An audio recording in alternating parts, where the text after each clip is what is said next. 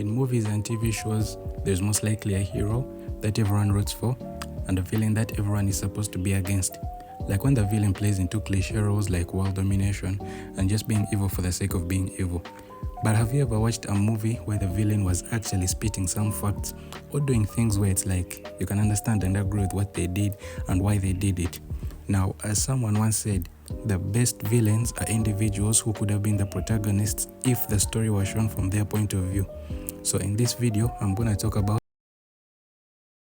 Alright, so starting off with probably the most well-known villain on this list, the Mad Titan, Thanos. Now, the MCU version of Thanos believes that life in the universe is too much and can't be sustained by the resources available. His home planet of Titan faced extinction due to, quote-unquote, too many mouths to feed, not enough to go around. He proposed a solution, which was implied that they off people at random regardless of their class. They called him a madman. And inevitably, it came to pass that the people of Titan came to an end. So Thanos went on a rampage on planets like the one of Gamora, rounding up about half of its population and offering them as a gift. Now, I will say that in theory, Thanos' ideology makes some sense in the fact that he just didn't want to make sure, he wanted to make sure that what happened on his home planet never happened anywhere at all. He says that the resources are finite and can't support the ever-growing population and that half of all life needs to cease to exist. Now, instead of going around multiple planets, getting rid of half of all life, he realized that it could be easier to get an infinity gauntlet and collect all 6 infinity stones and with a snap of a finger, get rid of 50% of all life in the universe. Now, there's some problems with this plan. It's extremely stupid. First of all, long-term impact. What Thanos failed to realize is that long after the snap, due to reproduction, population growth, the life that he snapped away would eventually bounce right back and even more relative to the snap. So it's not really like a one-time thing, rather it should be done at regular intervals. Now in this next point, I'm sure there's a reason why I'm wrong, but another reason why his plan is why he deviated to become the villain is that instead of wiping out 50% of all life with the snap, he could have easily just doubled, tripled, or even quadrupled the resources. I mean, they're called the Infinity Stones for a reason. Eric Killmonger from the 2018 film Black Panther is a Wakandan exile seeking revenge for his father's death. A skilled soldier, he aims to use Wakanda's resources to liberate oppressed people, but takes a violent and radical approach, making him a tragic, complex villain. His first implied start of villainy started when his dad was offed by his own uncle, the previous Black Panther. And on top of doing that, he didn't even try to take care of him. He just left him there as an orphan to take care of himself.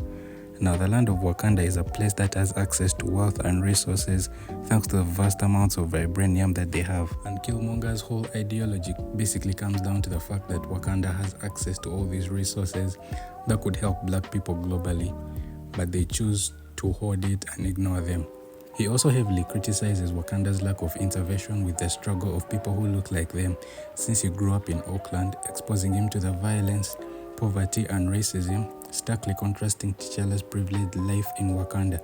Killmonger's upbringing symbolizes the struggles of African descending people in the diaspora. Killmonger's ideology seeking to liberate the oppressed through violent revolution clashed with T'Challa's more balanced vision of leadership and global responsibility.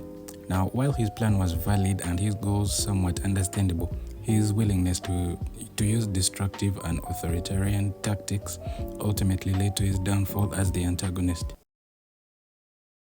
The next quote-unquote villain we have is Cho Sang-woo from season 1 of Squid Game. Now, the reason I said quote-unquote is because he isn't really a main villain compared to the likes of like the organizers of the games or the VIPs. Rather, he's just a minor villain. He ends up in the Squid Game like most of the contestants because he has debt and he really needs the money. Now, he starts off as a regular character in the show, but then as he goes on to do things that when watching you consider him a villain. Like when in the second games, he saw various ships and he had a feeling that it might be Dalgona, but instead of telling his teammates to pick Triangle, the easiest one, he told them to diversify and they should pick different ships. Now in hindsight, this was extremely stupid because he's indirectly eliminating the only people who would have his back in case a fight were to break out in the rooms. He also betrayed Ali player 199 by pretending to make a plan where Ali goes around looking for other players to do something. I don't know, I forgot. He instead switched his bag of marbles and put stones, and then he got the marbles and handed them over to the guard. Now this was cold-hearted, but in a life or death situation where one person among two is guaranteed to be eliminated, anyone would do what Cho Sang-woo did. He also pushed the glassmaker off to his demise because the glassmaker wasn't sure which glass was real and he was just basically time wasting. Also approaching the last game of Squid Game after they had just finished having the steak dinner, when Sei Byok was in critical condition due to her injuries, Ji-han went banging on the door for help only for Cho Sang-woo to go ahead and eliminate her.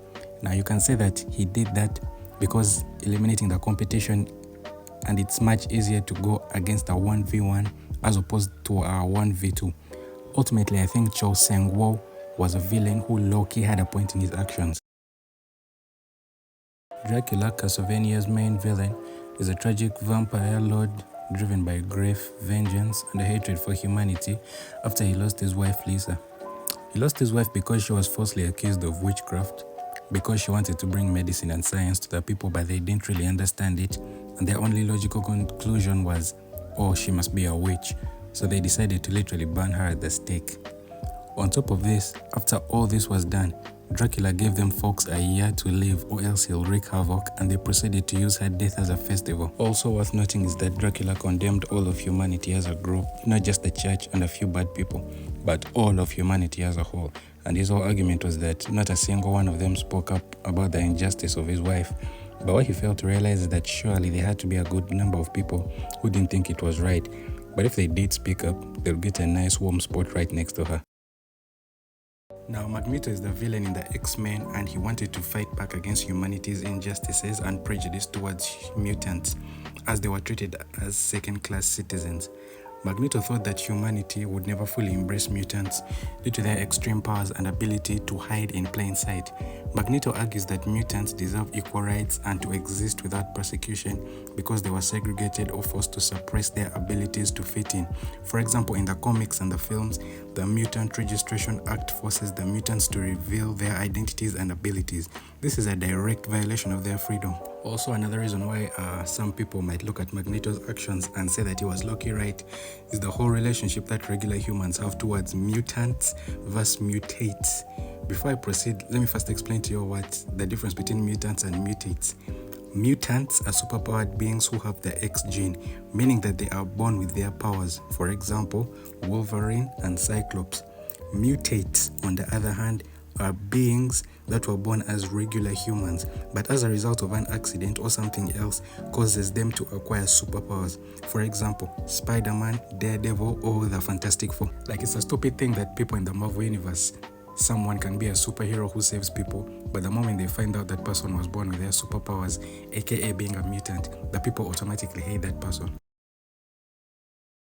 Vulture from Spider-Man Homecoming expressed frustration at how the system unfairly benefits the rich, leaving small businesses like his to fend for themselves.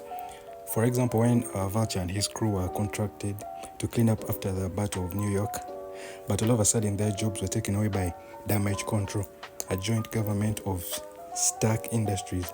Also, regular people like Adrian Toomes must live in a constant fear of the next alien invasion, the next disastrous superhero battle, the next disaster, and they have to pick up after the superhero's mess. Also worth noting is how, unlike villains in the MCU such as Obadiah Stane or Mysterio, Vulture wasn't really greedy or looking for fame. He just really wanted to support his family. He knew Peter was Spider-Man, but unlike Mysterio, he didn't like it in hopes of looking for fame. Now, where he deviated to become the villain was his willingness to kill anyone who threatened his operation, including Peter. Even his family loyalty couldn't justify this ruthlessness.